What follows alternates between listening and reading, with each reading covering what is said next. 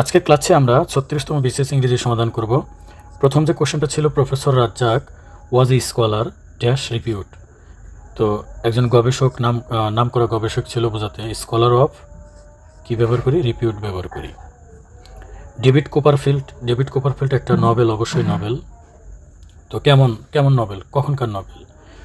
David কোপারফিল্ড এটা প্রথম লেখা হয় 1848 সালে। এরপরে ধারাবাহিকভাবে প্রকাশ হতে থাকে এর খণ্ডিত অংশ, কিন্তু 1850 সালে পূর্ণাঙ্গভাবে বই আকারে প্রকাশিত হয়। তাহলে এটা আবার ভিক্টোরিয়ান পিরিয়ডটা দেখেন। ভিক্টোরিয়ান পিরিয়ডটা 1832 সাল থেকে শুরু হয় এবং 1901 সাল পর্যন্ত থাকে। তো তাহলে 1850 এটা তো এই যে ভিক্টোরিয়ান পিরিয়ডের ভিতরেই পড়ে। তাহলে ডেভিড কোপারফিল্ড এটা কিন্তু একটা ভিক্টোরিয়ান পিরিয়ডের একটা উপন্যাস। এবং আরও মজার বিষয় হলো, এই ডেভিড শব্দের সাথে আর একটা জিনিস মনে রাখবেন, সেটা হলো ডিকেন্স, ডেভিড ডিকেন্স। তো ডেভিড কোপারফিল্ড আসলে কে লিখেছে? Charles Dickens. তো চার্লস ডিকেন্সের উপন্যাসগুলো থেকে কিন্তু প্রায়ই আমাদের কোশ্চেন এসে থাকে। Elegy written in a country churchyard is written by. তো ইলজি মানে শোকগাথা, দুঃখ করা। এটা কে লিখেছে? থমাস গ্রের নাম মনে রাখবেন কিভাবে? গ্রেটাকে আপনি গ্রেভ হিসাবে ধরে নেবেন। গ্রেভ মানে কি? কবর, সমাধি। তো কবর এবং সমাধিতে গিয়ে মানুষ কি করে? শোক প্রকাশ করে, কষ্ট পায় মনে মনে। তো এই যে ইলিজি মানে কিন্তু শোকগাথা। হ্যাঁ, যে কারো শোকে, কারো দুঃখে, কাউকে স্মরণ করে যখন কোনো কিছু লেখা হয় তখন সেগুলোকে আমরা শোকগাথা বলি। তো এই elegy written in country cultured, এই পুরোটা ডাক থাকলে বুঝবেন যে তাহলে কবরের সাথে সম্পৃক্ত। এইভাবে রিলেট করে পড়লে দেখবেন যে আপনার মনে থাকবে বেশি সময়। John Smith is good at. তো আমরা জানি কোনো কিছুতে ভালো হওয়া গুড অ্যাট ম্যাথমেটিক্স, ইংলিশ। একইভাবে আমরা কিন্তু ব্যাড অ্যাট ব্যবহার করি। খারাপ হয় আর ভালো হয় আমরা প্রিপোজিশন হিসেবে কি ব্যবহার করি? অ্যাট ব্যবহার করি। Shakespeare's measure is a successful, অবশ্যই ট্র্যাজেডি না। শেক্সপিয়ার মূলত বিখ্যাত হলো তার ট্র্যাজেডি নিয়ে, কিন্তু measure, as you like it, comedy of errors, এরকম কিছু লেখা আছে যেগুলো হচ্ছে কমেডি, ট্র্যাজেডি নয়। তবে মেজার নিয়ে কিন্তু একটা বিতর্ক আছে। এই নাটকে যেমন কমেডিও আছে, আবার ট্র্যাজেডিও কিন্তু আছে। কাজে এটা বেস্ট অ্যান্সার ট্র্যাজি কমেডি দেওয়াটাই উচিত। তবে কমেডি দিলেও কিন্তু হয়। এখন দুইটা অপশনে যদি থাকে, আমি আপনাকে বলবো ট্র্যাজি কমেডি ব্যবহার করার জন্য। টিচার সেইড, এটা কিন্তু আসলে ন্যারেশন থেকে কোশ্চেনটা এসেছে। Teacher said the earth dash round the সান। এখন এখানে সেইড আছে, তাই না?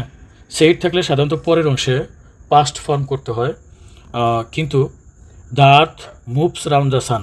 এখন এটা কিন্তু একটা প্রবাদ বাক্য, পৃথিবী সূর্যের চারদিকে ঘোরে। সকল প্রবাদ বাক্য কিন্তু প্রেজেন্ট সিম্পল টেন্স বা প্রেজেন্ট ইনডিফিনিট টেন্সে কিন্তু আমরা ব্যবহার করে থাকি। তাহলে the earth third person singular number, সুতরাং আমরা জানি প্রেজেন্ট ইনডিফিনিট টেন্সে এস বাই এর যুক্ত হবে, সুতরাং the earth moves round the sun হবে।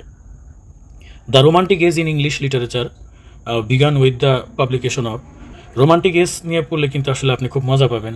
রোমান্টিক এজটা বেসিক্যালি শুরু হয় 1798 সাল থেকে। 1798 সাল থেকে যে শুরু হয়, এটার আসলে শুরুটা হয় কার মাঝে, কাকে দিয়ে? এটা শুরু হয় হচ্ছে স্যামুয়েল টেইলর কলরিজ, যেটা এসটি কলরিজ বলি আমরা, এবং উইলিয়াম ওয়ার্ডসওয়ার্থ। এই দুইজন মিলে কোলাবোরেশন করে প্রথম লিরিক্যাল ব্লাডস লেখে। তো এই যে প্রিফেস অফ লিরিক্যাল ব্লাডস, এইটা থেকে কিন্তু রোমান্টিক পোয়েট্রির যুগ শুরু হয়। In English grammar dash deals with formation of sentence. Bangla দ্বিতীয়তে আমরা দেখি যে ধ্বনিতত্ত্ব, শব্দতত্ত্ব, রূপতত্ত্ব, বাক্যতত্ত্ব পড়ি না আমরা। তো বাংলা দ্বিতীয়তে যেরকম এগুলো নিয়ে আলোচনা করা হয়, ইংলিশেও কিন্তু মরফোলজি, ইটিমোলজি, সিনট্যাক্স, সিমান্টিক্স ইত্যাদি নিয়ে লেখাপড়া করা হয়। এখন কথা হলো মরফোলজি। এখান থেকে এই যে পিএইচওটা মনে রাখবেন, পিএইচও মানে ফোনের সাথে রিলেট করবেন। যে সমস্ত শব্দে ফোন থাকে, ফোনে আমরা কথা বলি না, তার মানে সেগুলো হচ্ছে ধ্বনি বা শব্দ। তাহলে মরফোলজিতে আলোচনা করা হবে ধ্বনি বা শব্দ। মরফোলজি যে আছে, ফোলজি মানে ফোন। আর আরেকটা দেখেন ইটিমোলজি, কি আছে? ইটি আপনি একটা যেভাবে মনে রাখবেন, ইতিহাস এভাবে মনে রাখবেন। দেখেন ইটিমোলজি থেকে আমি কি লিখলাম? ইতিহাস মানে কি? এখানে শব্দের ক্রমবিবর্তন, শব্দের উৎপত্তি, শব্দের বিভিন্ন পরিবর্তন, এগুলো শব্দের ইতিহাস নিয়ে যখন গবেষণা করা হয় তখন তাকে বলে ইটিমোলজি। তো আবার সিনট্যাক্স মানে যেটা সেন্টেক্সের বিল্ডিং নিয়ে, একটা সেন্টেন্সের গঠন কেমন, সেটা হচ্ছে সিনট্যাক্স। যারা প্রোগ্রামিং করে তারা এটা ভালো জানে যে সিনট্যাক্স মানে একটা কমান্ডে, একটা স্টেটমেন্টে বাক্যটা যদি সঠিক না থাকে আমরা বলি সিনট্যাক্স ইরর হয়েছে, বাক্যে ভুল আছে। তো সিনট্যাক্স মানে এটা হবে রাইট অ্যান্সার। আর সিমান্টিক মানে হলো অর্থগত, যে অর্থ ঠিক থাকা, অর্থ নিয়ে যে বাক্যের অর্থটা ঠিক আছে কিনা, তো সেই অর্থ নিয়ে, অর্থতত্ত্ব নিয়ে আলোচনা করা হয় সিমান্টিকে। তো এখানে বলছে deals with formation of sentence নিয়ে আলোচনা করলে সেটা অবশ্যই কী হবে, সিনট্যাক্স হবে। Which of the following books is written by Thomas Hardy. এই থমাস হার্ডি থেকে মনে রাখবেন এই ব্যাটায় খুবই কী আসছিল, হার্ড আসছিল লাইফে, হ্যাঁ, মানে সে খুবই কঠিন একটা ক্রিটিক ছিল, সবাইকে সমালোচনা করতো, অন্যান্য সাহিত্যিকদের। তো এই থমাস হার্ডি বলে, যাদেরকে বলে যে ক্রিটিকের বাপ, সব সাহিত্যিকদের সে পূর্ববর্তী সাহিত্যিকদের সমালোচনা করতো। তো এইভাবে মনে রাখবেন যে থমাস হার্ডি সব মানুষের সমালোচনা করতো, শহরে খুব ভালো অবস্থায় ছিল, বড় সুখী ছিল, কিন্তু সবার সাথে সমালোচনা করে, সবার সাথে সম্পর্ক খারাপ করায় লাস্টে শহরে টিকতে পারে না, পরে গ্রামে এসে বসবাস করছে, যার জীবনে সে কিছুই করতে পারে নাই। তো এই থমাস হার্ডি থেকে মনে রাখবেন the return of the native, গ্রামে ফিরে আসছে, তার মানে the return of the native, এটা লেখাটা কার, এটা কিন্তু থমাস হার্ডির। তো আপনি হয়তো মনে মনে হাসতেছেন যে এরকম কেন গল্পের আকারে এই জিনিসগুলা আমি প্রেজেন্ট করতেছি। এর কারণ হচ্ছে আপনি যখন পরীক্ষার হলে বসবেন দেখবেন একদম জানা জিনিস নিশ্চিত জানেন, সেটা নিয়েও দেখবেন যে আপনার হাত কাঁপতেছে। তো যখন আপনি একটা প্রসঙ্গ দিয়ে জিনিসটা যদি আয়ত্ত করার চেষ্টা করেন, দেখবেন যে ওইটা আপনার বেশি রিলেট করতে পারতেছেন বা মনে রাখতে পারতেছেন। এছাড়াও এখানে যে বাকি এগুলো আছে, অপশনগুলো আছে, এগুলো নিয়ে একটু কথা বলি, কারণ এগুলো নিয়ে প্রায়ই কোশ্চেন আসে। যেমন ভ্যানিটি ফেয়ার, এই ভ্যানিটি ফেয়ার মানে মনে রাখবেন যে ভ্যানিটি ব্যাগ, এভাবে মনে রাখবেন। তো ভ্যানিটি ব্যাগ, এখন আপনি দোকানে যাই বললাম যে এক পিস ভ্যানিটি ব্যাগ দাও, কয় পিস ব্যাগ চাইছেন, এক পিস। এখন এক পিস, এখান থেকে মনে রাখবেন, এক পিস থেকে মনে রাখবেন ম্যাক পিস, ম্যাক পিস, আমার বানান ভুল হইতে পারে, তো আপনার একটু কারেকশন করে নেবেন। উইলিয়াম ম্যাকপিস থ্যাকারি হলো এই ভ্যানিটি ফেয়ার, এই লেখাটা লিখেছে, এই বইটা লিখেছে উইলিয়াম ম্যাকপিস থ্যাকারি। এই যে এক পিস থেকে মনে রাখবেন ম্যাকপিস, বাকি যদি ম্যাকপিস দেখেন উইলিয়াম ম্যাকপিস থ্যাকারি, সে কি লিখছে, ভ্যানিটি ফেয়ার। এটা কিন্তু প্রায় এসে থাকে, যে কারণে আসলে এই ব্যাখ্যা করা। আর রিটার্ন অফ দ্য নেটিভ, এটা তো একটু আগে আমি বললাম, যেটা হলো হার্ডি সাহেব, এই হার্ড ম্যান শহরে টিকতে পারে না, এই জন্য গ্রামে এসে বসবাস শুরু করছে। প্রাইড অ্যান্ড প্রেজুডিস বিখ্যাত লেখা, এটা মনে রাখবেন মাই জান মাই প্রাইড, এভাবে মনে রাখবেন, মাই জান মাই প্রাইড।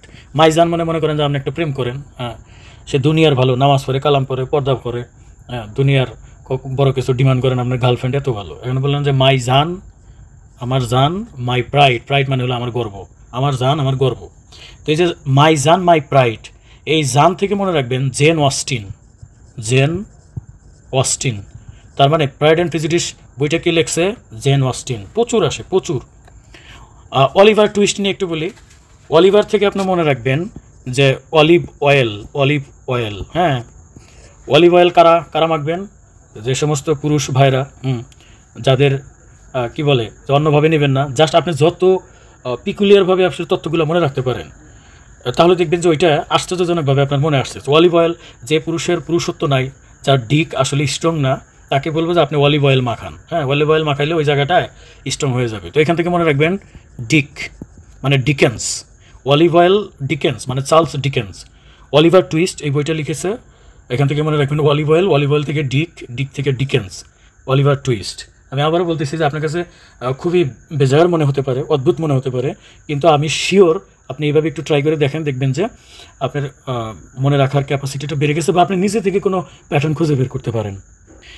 ইনসিস্টের পর চিরকালই ওয়ান বসে, ইনসিস্ট, এবং ইনসিস্টের যে কোনো প্রিপোজিশনের পর যদি কোনো পার্সন ব্যবহার করা লাগে তার পসেসিভ ফর্ম ব্যবহার হয়। যেমন ওয়ান মাই ব্যবহার করছে না, এই যে মাই, কিন্তু ওয়ান মি ব্যবহার করতে পারবেন না, ওয়ান আই ব্যবহার করতে পারবেন না।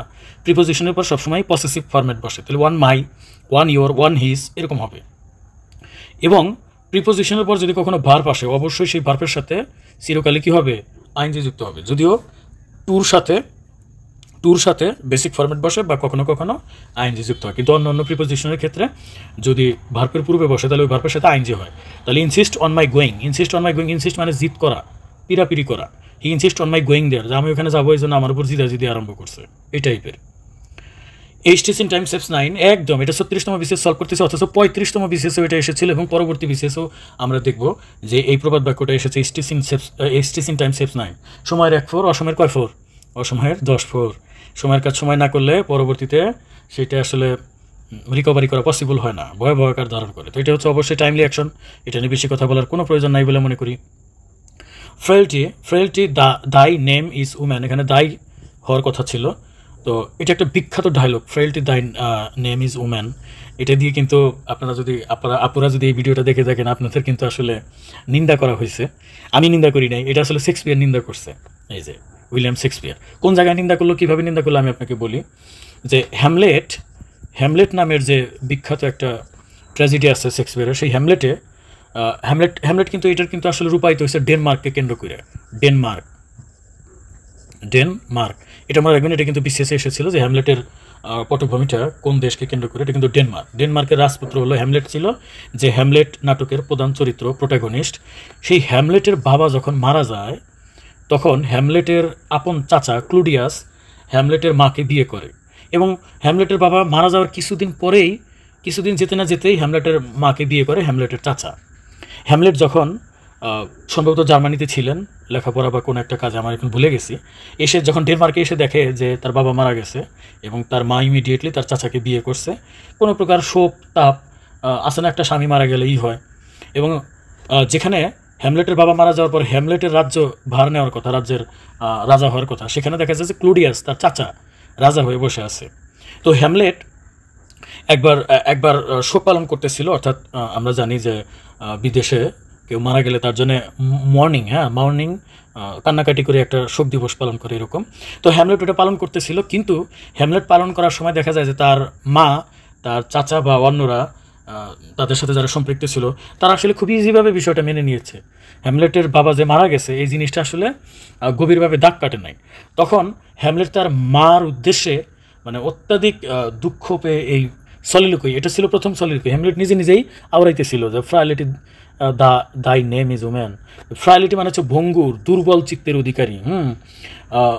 মানে তার মার প্রতি এমন তার একটা ঘৃণা জন্ম নিল যে পুরা মহিলা মানুষকেই সে তুলে এই মানে সলিলোকুইটা উচ্চারণ করে যে হায় রে মহিলা, এত নশ্বর, এত ভঙ্গুর, যে আমার বাবা মারা যায় সারা পরে নাই, কত সহজে আবার আরেকজনকে বিয়ে করে সংসার শুরু করে দিতেছে।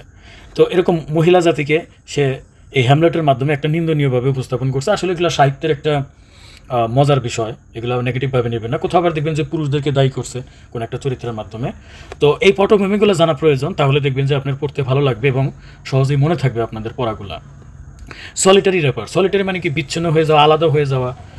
তো এই যে আমরা শহর অঞ্চলে দৌড়াদৌড়ি হুড়াহুড়ি বিভিন্ন জায়গায় দৌড়াদৌড়ি করি, যে এমন মনে হয় যে আমরা যদি বিচ্ছিন্ন হয়ে গ্রামের প্রাকৃতিক কোনো একটা জায়গায় রূপলালের মতো বনের বাতারে যায় যদি বাসা বেঁধে যদি থাকতে পারতাম একা একা। তো এখান থেকে সলিটারি থেকে মনে রাখবেন যে এটা কোনো একজন কবি যাকে বলা হয় পয়েট অফ নেচার বলা হয়, যে নেচারের কবি, প্রাকৃতিক সৌন্দর্যের কবি। তো পয়েট অফ নেচারকে এটা আর কেউ নয়, আমাদের রোমান্টিক যুগের অন্যতম সেরা কবি, অনেকের প্রিয় কবি উইলিয়াম ওয়ার্ডসওয়ার্থ হচ্ছে সলিটারি। যেহেতু তাকে পয়েট অফ নেচার বলা হয়, তার মানে কি তার সলিটারি বা আলাদা হয়ে যাওয়া, এই কোলাহলপূর্ণ সমাজ থেকে আলাদা হয়ে যাওয়ার সাথে উইলিয়াম ওয়ার্ডসওয়ার্থ বা পয়েট অফ নেচারটা একটু রিলেট করে পড়বেন। দ্য মার্চেন্ট অফ ভেনিস অসাধারণ একটা শিক্ষণীয় একটা মানে ড্রামা, যেটা উইলিয়াম শেক্সপিয়ারের লেখা। এবং এটা কিন্তু আসলে উইলিয়াম শেক্সপিয়ারের এই গল্পটা থেকে আমরা দেখি যে শাইলক এবং অ্যান্টনিওকে নিয়ে লেখা, যেখানে শাইলক হলো মানুষের কাছ থেকে চড়া মূল্যে সুদ খাইতো।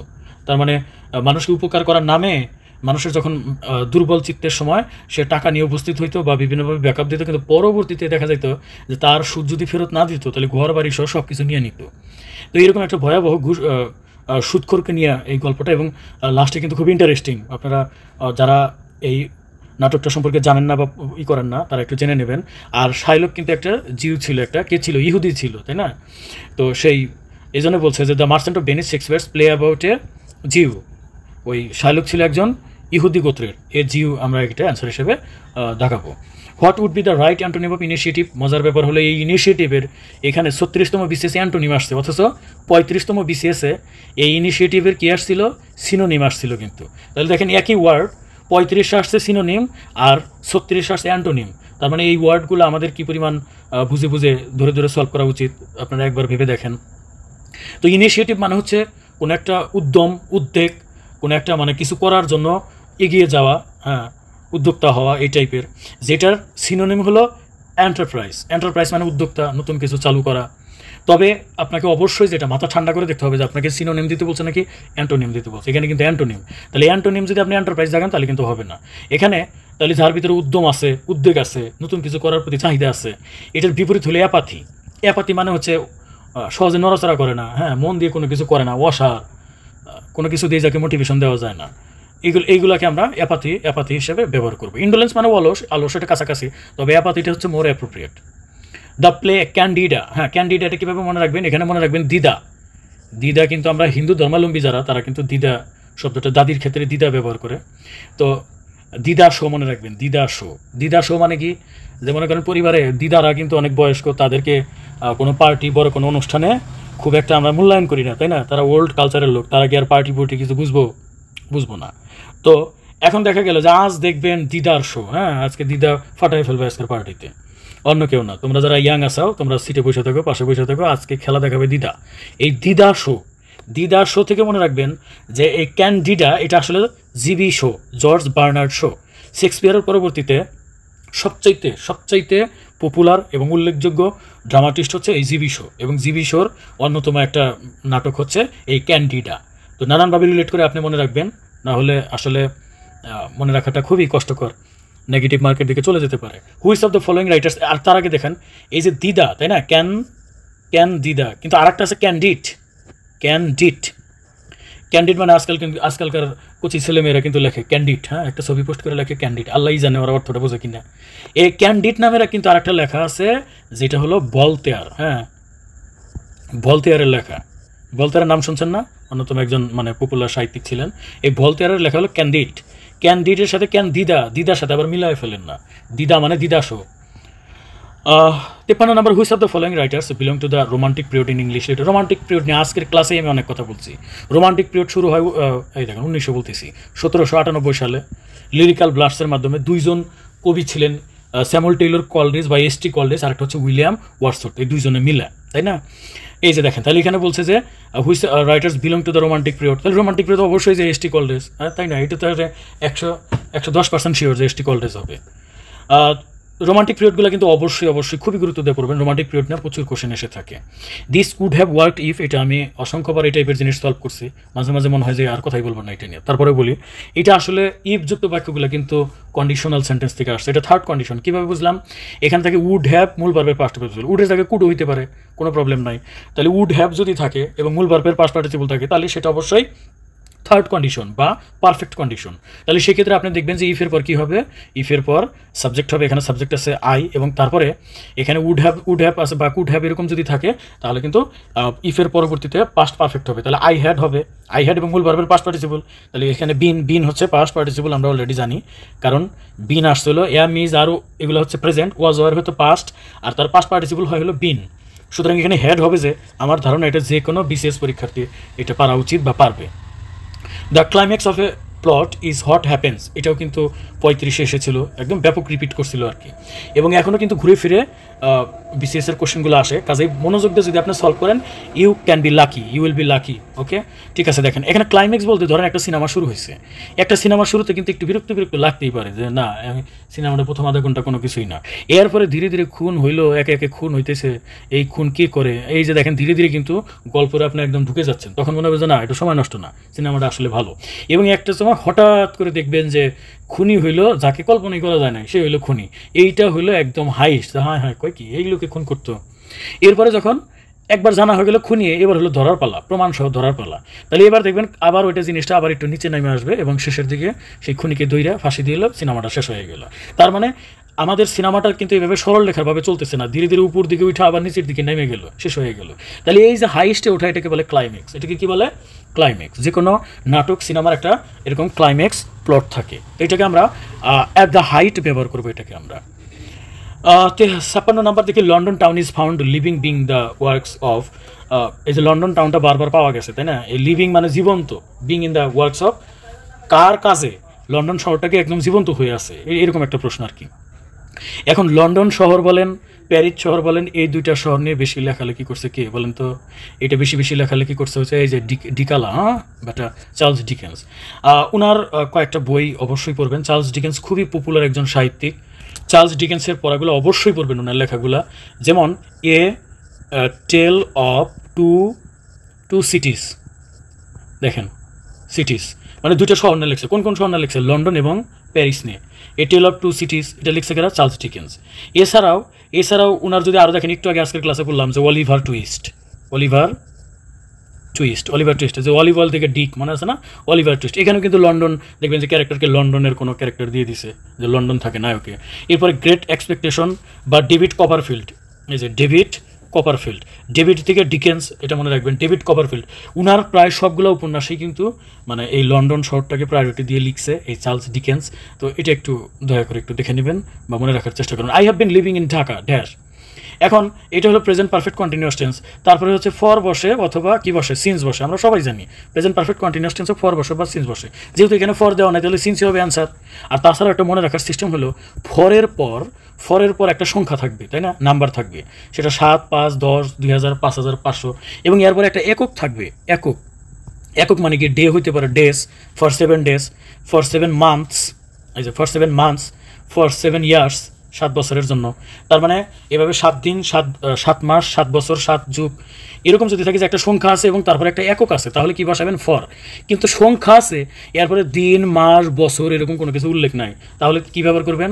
তাহলে আপনি কিন্তু সিন্স ব্যবহার করবেন। সো ফর ব্যবহার করতে গেলে লাস্টে সংখ্যার পরে একক থাকবে, আর সিন্স ব্যবহার করলে সংখ্যার পর কোনো কিছু থাকবে না। Give the antonym of the transitory মানে which is waiting for transaction বা কি বলে ট্রান্সফার। কিছু একটা জিনিস আপনি যেমন আপনার মাথায় একটা বোঝা আছে, হ্যাঁ, এখন আপনি নৌকার পারে দাঁড়ায় আছেন, তো নৌকা রয়েছে নদীর ওই পার, তাহলে এতক্ষণ কি বোঝা নিয়ে আপনি মাথায় দাঁড়ায় থাকবেন না? আপনি কি করবেন? বোঝাটা নামায়া তারপরে আপনি হয়তো বোঝার উপর বসবেন বা পাশাপাশি বসে থাকবেন। তো এই যে জিনিসটা যে আপনি রাখলেন নদীর পারে, আপনার বোঝাটা রাখলেন, তো এটা কিন্তু অস্থায়ীভাবে সেই জায়গাটায় আপনি রাখলেন। এই জিনিসটাকে বলে ট্রানজিটরি, যেটা অল্প সময়ের জন্য রাখা হয়েছে, একটু পরে কিন্তু নৌকায় উঠায় একদম এই জায়গা থেকে নিয়ে যাবো। তো ট্রানজিটরি মানে যেটা স্বল্পস্থায়ী, অল্প সময়ের জন্য যেটা আমরা রাখি, যেটা একটু পরেই ট্রানজিট হয়ে যাবে, সেটা হলো ট্রানজিটরি। তাহলে ট্রানজিটরি এটা কী ব্যবহার করতে হবে? অ্যান্টোনিম কিন্তু, তাই না? সিনোনিম হলো টেম্পোরারি, এটা কিন্তু মিলা যাইতো। অ্যান্টোনিম তা না, এই যে পার্মানেন্ট, তার মানে অস্থায়ীভাবে রাখা, এটার বিপরীত হলো পার্মানেন্টভাবে রাখা। তাহলে নিঃসন্দেহে খ নাম্বারটা রাইট অ্যান্সার হবে।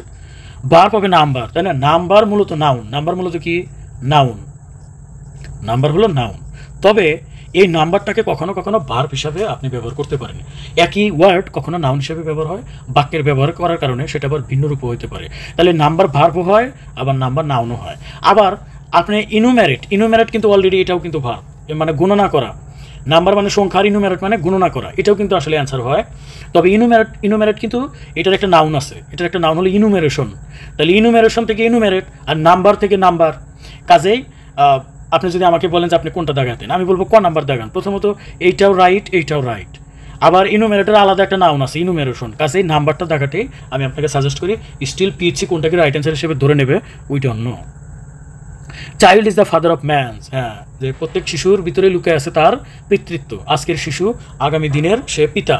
তো ঘুমিয়ে আছে সকল শিশু, কি জানি এরকম একটা লাইন আছে না বাংলা দ্বিতীয়তে যারা পড়ে আসছেন, ওই টাইপের আর কি। Child is the father of man, এটাকে লেখছে, এইটা কিন্তু উইলিয়াম ওয়ার্ডসওয়ার্থ লেখছে। এই যে, তো কবিতাটার নাম যেন কি? কবিতাটার নাম হচ্ছে মাই হার্ট, মেবি এরকম নাম, মাই হার্টস লিপস। আমার লেখা অত্যাধিক খারাপ, কষ্ট করে একটু বুঝে নেবেন। লিপস আপ হোয়েন বিহোল্ড, এই তো my hearts leaps up when behold. কেন আমি এই তথ্যটা কেন দিলাম? এখন আসছে এরকম, কিন্তু একটা সময় হঠাৎ করে চায় বসতে পারে child is the father of man, এটা আসলে কোন কবিতা থেকে নেওয়া হয়েছে, তখন কিন্তু আপনাকে my hearts leaps up when behold. আসলে বিশেষের কোশ্চেন কিন্তু ঘুরে ফিরে একই টাইপের কোশ্চেন আসে, একই ধরনের কোশ্চেন আসে। স্লো অ্যান্ড স্টাডি, হ্যাঁ, এত কনফিউশনের কিছু ধরা নেই। এটা কিন্তু আসলে কচ্ছপ আর খরগোশের গল্প থেকে কিন্তু এই লাইনটা প্রবাদ বাক্য হিসেবে ব্যবহার হয়। এই স্লো অ্যান্ড স্টাডি থাকলেই মনে করবেন যে কচ্ছপের কথা মনে রাখবেন। তাহলে কচ্ছপ ড্যাশ দ্য রেস, কী ব্যবহার করবেন? কচ্ছপ, এটা কিন্তু সিঙ্গুলার, তাই না? সিঙ্গুলার, সেক্ষেত্রে আমরা জানি ভার্বের ক্ষেত্রে এস বাই এস হয়, তাহলে উইন্স। কচ্ছপ উইন্স দ্য রেস।